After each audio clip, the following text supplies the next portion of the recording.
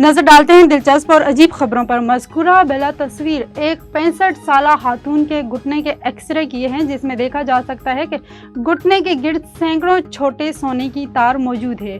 जनूबी कोरिया से ताल्लुक रखने वाली 65 साला खातून पहले से घुटने की तकलीफ में मुब्तला थी। कनाडा के एक रेस्टोरेंट ने 81 फीट लंबा बीफ कबाब बनाकर गिनीज वर्ल्ड रिकॉर्ड में नजरें जमा ली।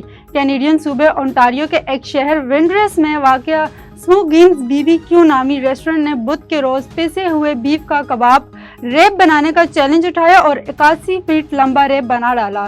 स्मोकीज की जानिब से रिकॉर्ड्स के लिए गिनीज वर्ल्ड रिकॉर्ड्स के शवाहिद जमा करवा दिए गए हैं और मंजूरी की सूरत में रेस्टोरेंट ये रिकॉर्ड रखना पहले रिकॉर्ड्स होल्डर होगा। जापान में एक अजीबोगरीब वाक़या पेश आया, जहां एक भतीजे ने चचा के खराटों से तंग आकर चचा को ही जहर दे दिया।